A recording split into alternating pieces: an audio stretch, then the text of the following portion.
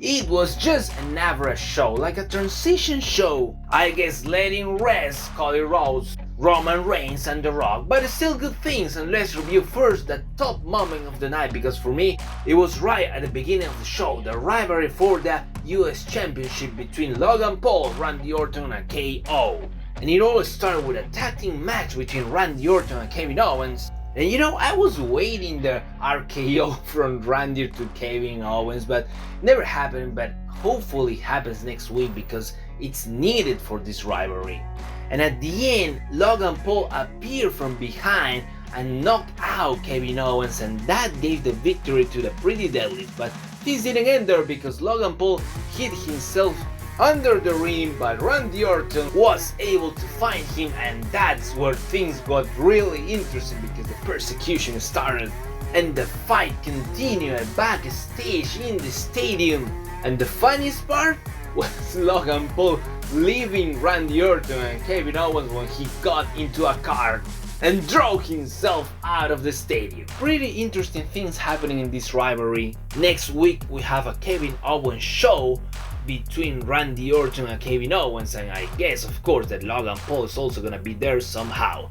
Now let's review the other parts of the shows, and let's see what happened at number 2, because this is another great building of rivalry between AJ Styles and LA Knight. After last week's segment where we saw LA Knight going into AJ Styles' house and all the things about the cops that we saw, this week AJ Styles was looking for LA Knight, but LA Knight was dressing as a WWE employee and AJ Styles didn't look at that. And well, of course things got physical, but this week it was LA Knight that got the upper hand, and I'm really hoping that these two are gonna steal the show at WrestleMania.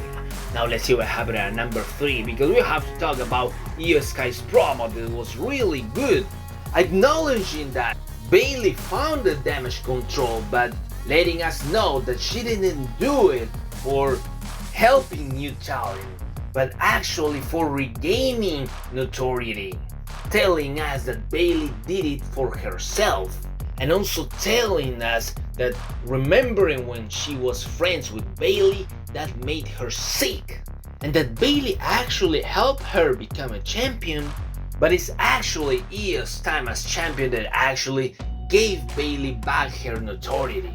She ended by saying, of course, that she hopes to finish Bayley at WrestleMania, and when the interview ended, Bayley started attacking Iyo Sky and throwing her the lights, launching her into the green screen behind her.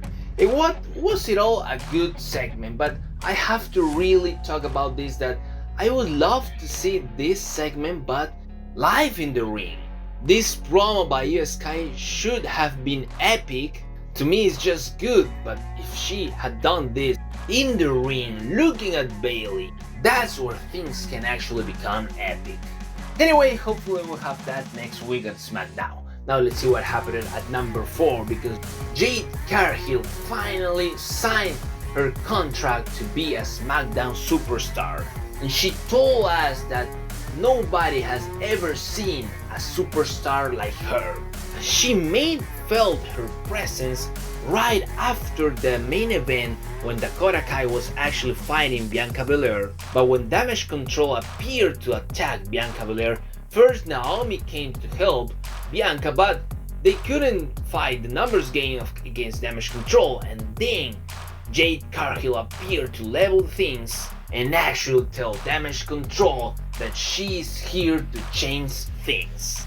And finally at number 5 we have several things. First, we have to say that in a pre-recorded video, Paul Heyman told us that it was Roman Reigns that actually sent The Rock to attack Cody Rhodes. And then Jimmy Uso told us that for those same orders he will attack Jey Uso at Monday Night Raw, so he doesn't make it to WrestleMania. Solo Sikoa also warned his brother, telling him that he will finish him at Monday Night Raw. In other things, also we have to mention that Austin Theory and Grayson Waller and the New Catch Republic, they all qualify for the 6-man tag team championship at WrestleMania. And finally, Rey Mysterio and Dragon Lee will challenge Santos Escobar and Dominic Mysterio in a tag team match at WrestleMania. What do you think about the show? Let me know in the comment section down below. And that's it for today. If you like, please share, subscribe, and I'll see you on the next video.